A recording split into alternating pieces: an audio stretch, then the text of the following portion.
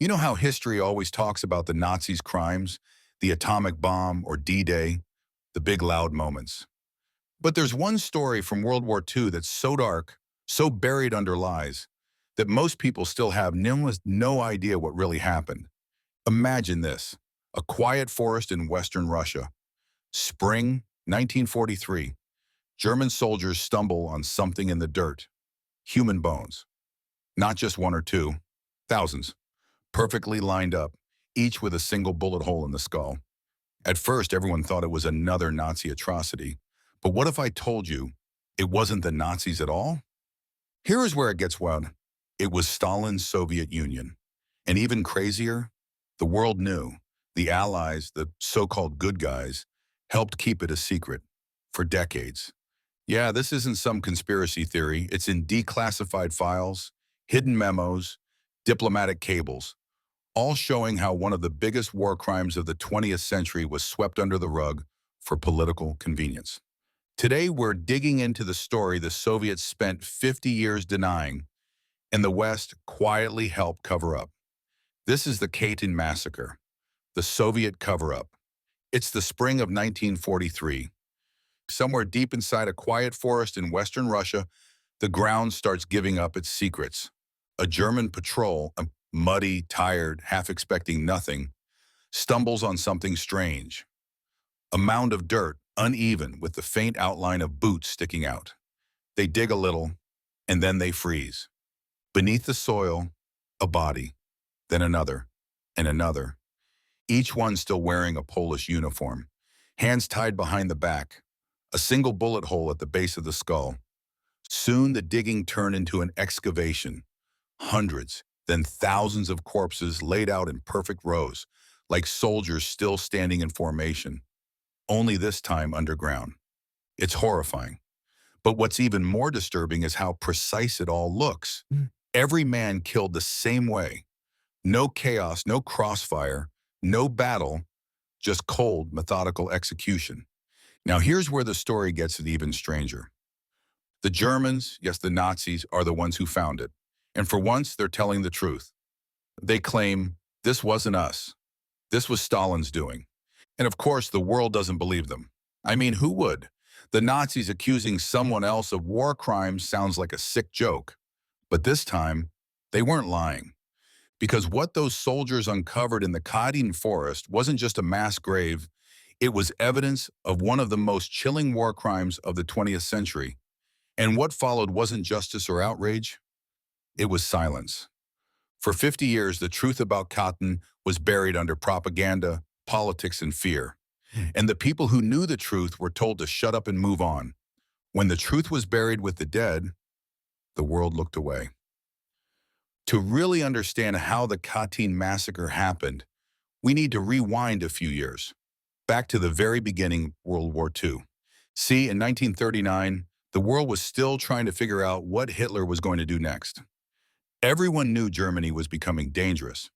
But what people didn't realize was that behind the scenes, Hitler had made a secret deal with another dictator, Joseph Stalin. It was called the Molotov-Ribbentrop Pact. On the surface, it was just a non-aggression treaty between Nazi Germany and the Soviet Union. But hidden inside that agreement was a dark secret. Both sides agreed to split Poland in half. Yeah, you heard that right. Before the first bombs even fell, they'd already decided how to carve up an entire country. So on September 1st, 1939, Hitler invaded Poland from the west. Blitzkrieg, tanks, planes, chaos. And just 2 weeks later, on September 17th, the Soviets invaded from the east. The Polish army, brave but outnumbered, didn't stand a chance. Within weeks, the country was crushed from both sides. Now, here's where things take a dark turn that most people don't know about. When the Soviets rolled in, they didn't just occupy land. They targeted people. The Polish officers, professors, priests, police, anyone who could keep the spirit of Poland alive were seen as a threat. To Stalin, these weren't just prisoners of war. They were the brains and backbone of an entire nation, and that made them dangerous. So the Soviets rounded them up.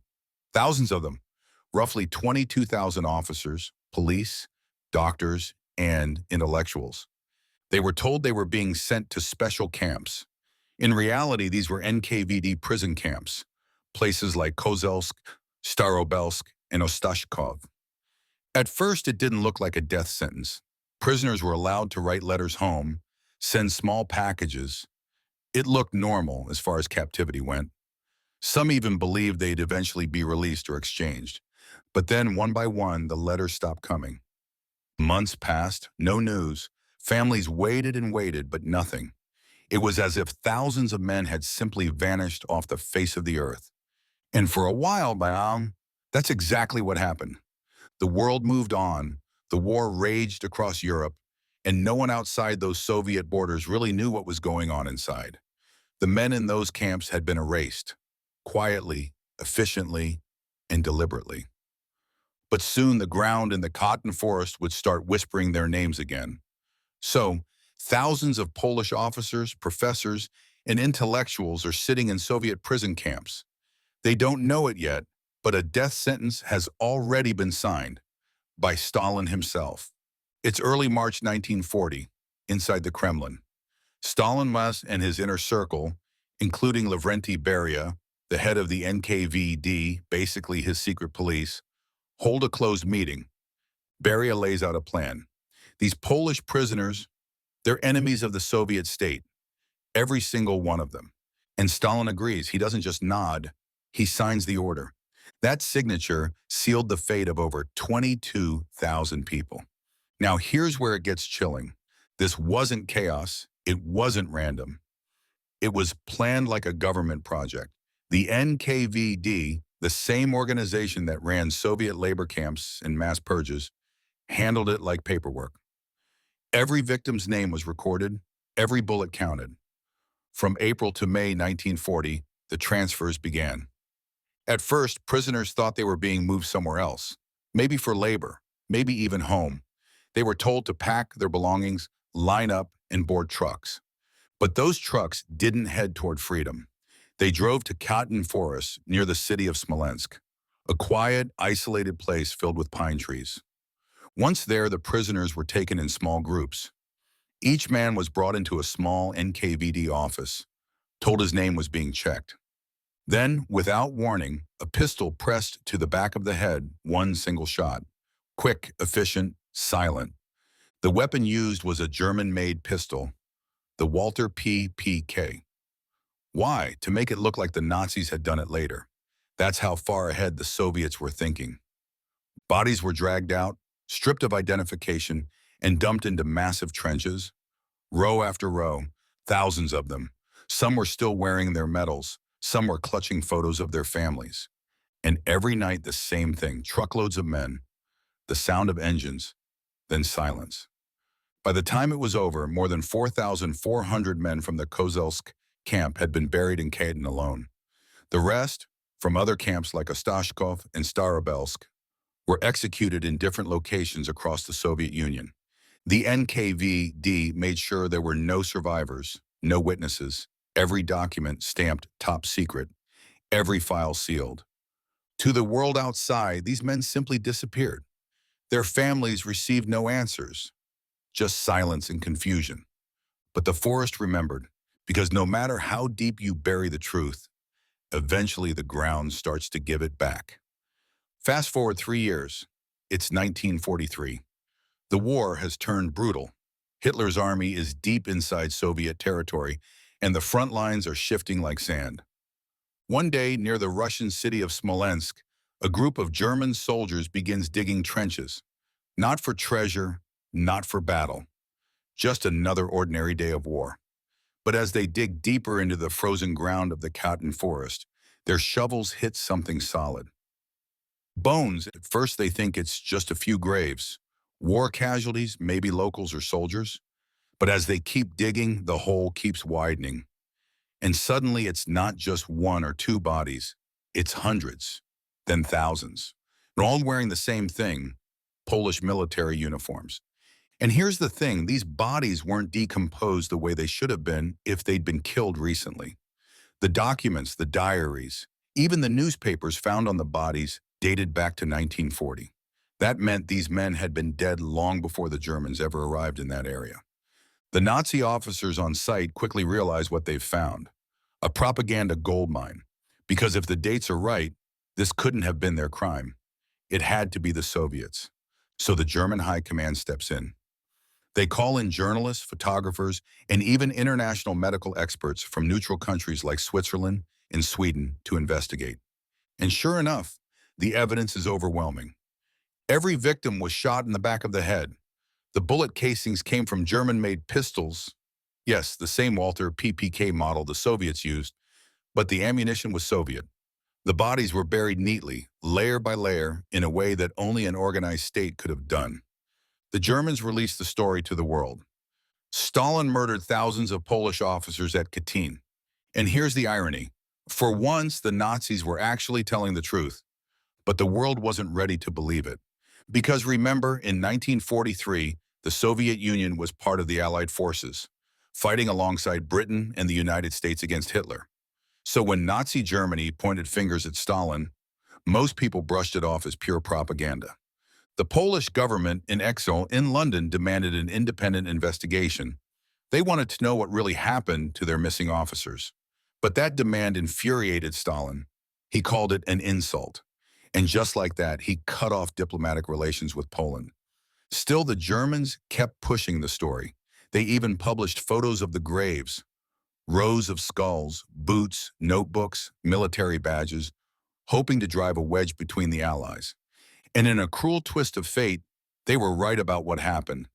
But no one wanted to side with the devil to admit it. Because think about it.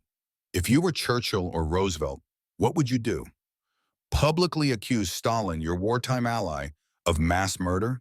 That could blow up the entire alliance against Hitler. So the discovery in Katyn became more than just a crime scene. It became a political bomb, one that both sides were desperate to control. The Nazis used it to spread doubt. The Soviets denied everything, and the truth, the real truth, was caught in the crossfire. When the Nazis went public with their discovery at Katyn in 1943, Stalin's response was immediate and ruthless. He didn't just deny it, he flipped the story upside down. According to the Soviet version, the massacre was not their doing. Oh no, Stalin's government claimed that the Germans, yes, the very people who discovered the graves, had actually killed those Polish prisoners themselves in 1941 when they occupied the Smolensk area. It was the perfect cover story. Think about it. The region had been under Nazi control at one point, and who would question Stalin when he was fighting on the same side as the West? So the Soviet propaganda machine went into overdrive. Newspapers printed headlines blaming the Germans. Radio broadcasts told citizens the same lie over and over. The fascists murdered Polish officers in Katyn. And behind the scenes, Stalin made sure no one dared question it. The Soviets even created a special investigation committee. But of course, it wasn't a real investigation. It was a staged performance. They brought in hand-picked witnesses who swore they saw Germans committing the killings. Fake reports were written, evidence was fabricated, and all of it pointed to the same convenient conclusion. The Nazis did it. Now here's where it gets even darker. When the Polish government in exile, the legitimate one based in London, demanded a neutral international investigation, Stalin lost his mind. He accused them of conspiring with Hitler. And just like that, he cut off diplomatic ties with Poland completely. Imagine that. One nation's search for the truth cost them their relationship with one of the world's biggest powers. But the deception didn't stop there. When the Allies, Britain and the US, heard about the massacre, they found themselves in an impossible situation. They had the reports, they saw the evidence. Many of them privately suspected the Soviets were guilty. But publicly, they stayed silent. Because calling out Stalin, the man whose army was bleeding to stop Hitler, could have shattered the entire Allied alliance. Churchill even said something chilling: "We shall not go into the Katyn affair, because it would only create confusion." And so, the truth was buried. Again. This time not under the soil of Katyn, but under layers of politics, fear, and loyalty. After the war, the Soviet Union doubled down on the lie. Every history book, every newspaper, every film made about the war told the same story: that Nazi Germany was to blame. For decades, this lie stood unchallenged. If you dared to question it inside the USSR or in Soviet-controlled Poland, you could be arrested, silenced, or even disappear. Families of victims were forced to live in silence, pretending their fathers and brothers had died honorably somewhere else. But deep down, they knew the truth. They knew who had taken their loved ones away in 1940. They just couldn't say it out loud. And so, Katyn became more than a massacre. It became a symbol of silence, a reminder that in war, truth isn't always decided by facts, but by who holds the power to tell the story. Now here's the part that really stings, because the truth about Katyn wasn't just buried by the Soviets, it was quietly ignored by the West. Let's rewind to 1943 again. When the Germans exposed the graves at Katyn, both the British and American governments were told about it. Reports started trickling in, eyewitness accounts, forensic evidence, and even diplomatic cables from Polish sources confirming that something terrible had happened. And get this, U.S. intelligence officers and British diplomats privately admitted they believed the Soviets were guilty. There were even memos saying things like, "All evidence points to the Soviets." But did they say that publicly? Not a chance, because here's the uncomfortable truth. The West needed Stalin. In 1943, Hitler's army was still tearing through Europe. The Soviets were fighting on the Eastern Front, taking massive losses to hold the line. And Roosevelt and Churchill both knew, without the Red Army, the war could drag on for years. So when the Katyn question came up, the Allies made a cold political calculation. They chose silence. It wasn't about justice. It wasn't about truth. It was about winning the war first and sorting out the rest later. President Roosevelt even told his staff not to pursue the matter further, saying it would only divide the alliance. Churchill said almost the same thing. Don't upset Uncle Joe. Can you imagine that? Tens of thousands of murdered Polish officers, and the leaders of the free world looked the other way just to keep the Soviet Union happy. And after the war, when the United Nations was being formed and the world was promising never again, Katyn was still a forbidden topic. The Soviets insisted that the Nazis did it, and the Allies pretended to believe them. Even when Polish refugees and survivors begged for an investigation, Western leaders avoided the subject.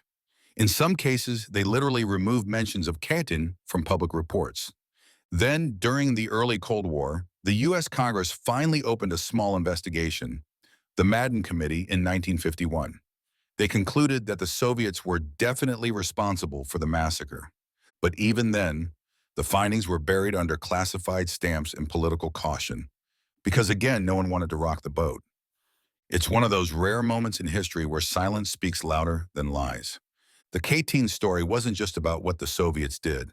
It was about what the world didn't do, about how truth can become inconvenient when it threatens alliances, reputations, or power. And that silence, that willingness to look away, would haunt Western governments for decades. It's a brutal reminder that sometimes the real betrayal doesn't come from the enemy. It comes from the friends who know the truth to you and stay quiet anyway. The war ended in 1945. Europe was in ruins, millions were dead, borders had shifted, and yet the story of Katyn was still being buried. The Soviet Union emerged from the ashes as a global superpower. Stalin wasn't just a wartime ally anymore. He was a dictator with the strength to shape history itself. And Katyn? It was a secret Stalin was determined to keep hidden forever. Every history book, every school lesson, every newspaper in the Soviet sphere repeated the same lie. The Germans did it. Polish families who survived the war, who had lost fathers, brothers, sons, were told to accept that the Nazis were responsible. Some of them whispered the truth in private, some wrote letters that were never sent, and some, tragically, were silenced entirely. Inside Poland now, under communist rule, asking about Katyn could get you into serious trouble. Teachers, journalists, or even ordinary citizens who dared speak the truth were accused of anti-Soviet activity. Some were arrested, others simply vanished. Meanwhile, outside the Soviet sphere, the world largely looked away. The West had already chosen convenience over justice. Politicians, diplomats, and even journalists didn't push the story. Katyn became a taboo. a historical elephant in the room that no one wanted to confront while the Cold War was brewing. And yet, the evidence was there. It was impossible to erase completely. Buried in archives, diplomatic cables, memoirs, and eyewitness accounts were clues that screamed the truth. The Soviets had done it, and the world had let them get away with it. This silence stretched for decades. Children grew up learning the false version of events. Survivors aged without answers. And the forests of Katyn kept their secret under the frozen soil, a silent witness to one of history's most deliberate and successful cover-ups. It wasn't just denial, it was a decades-long conspiracy of omission. Governments, journalists, historians, and diplomats all quietly participating in a lie. The massacre had been hidden twice, first in the soil and then in the official story of the world. But as every historian knows, truth has a way of clawing its way back. Because no matter how long you try to hide it, the truth refuses to stay buried forever. After decades of silence, denial, and lies, the truth about Katyn finally started to see the light of day. But it took almost 50 years. It wasn't easy. The Soviet Union had spent decades convincing the world that the Nazis were to blame. Every school book, every official document, every public statement repeated the same story.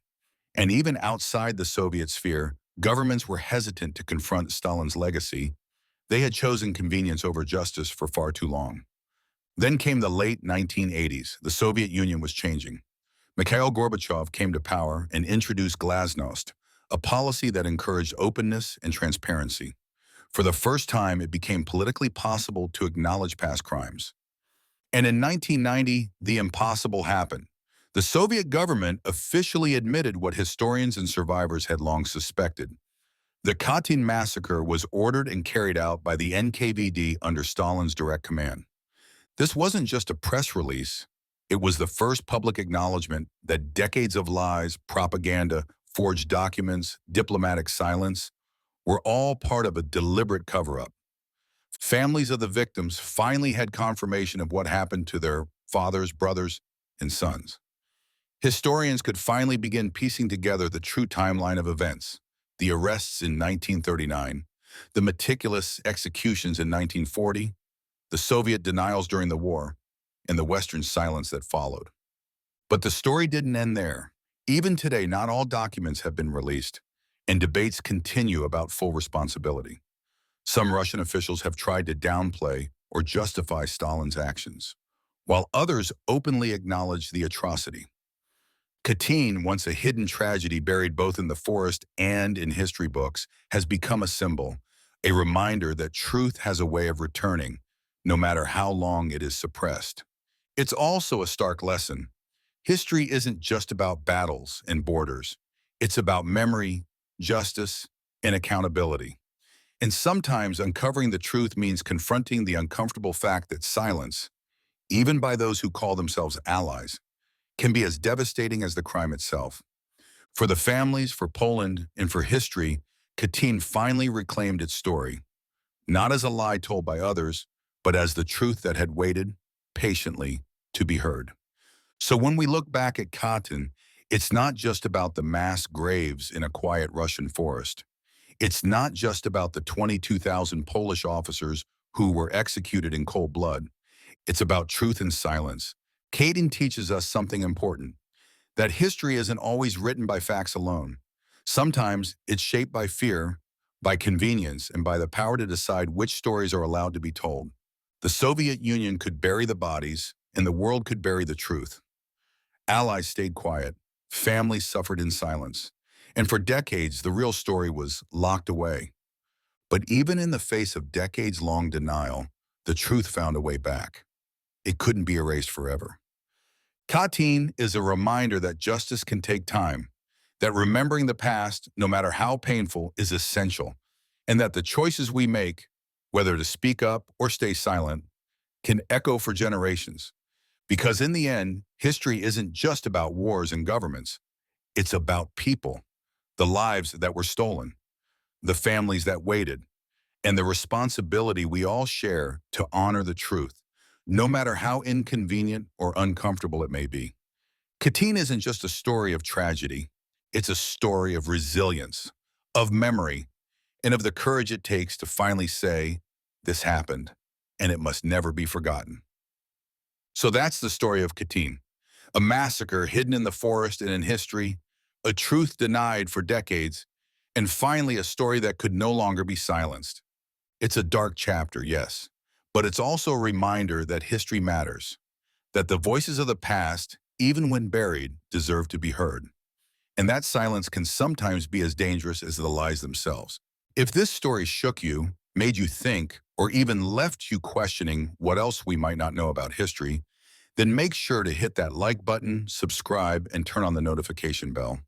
Because there are countless stories like Katyn, hidden truths, cover-ups, and untold chapters of history, and I'm here to bring them all to light. Share your thoughts in the comments below. What part of Katyn shocked you the most? Or have you heard of other stories where the truth was hidden for decades? Let's talk about it. Remember, history only stays alive when we keep telling it. And by staying curious and asking questions, you're part of keeping the truth alive. So don't just watch history, understand it, question it, and carry it forward. Because the past shapes the present, and how well we remember it shapes the future.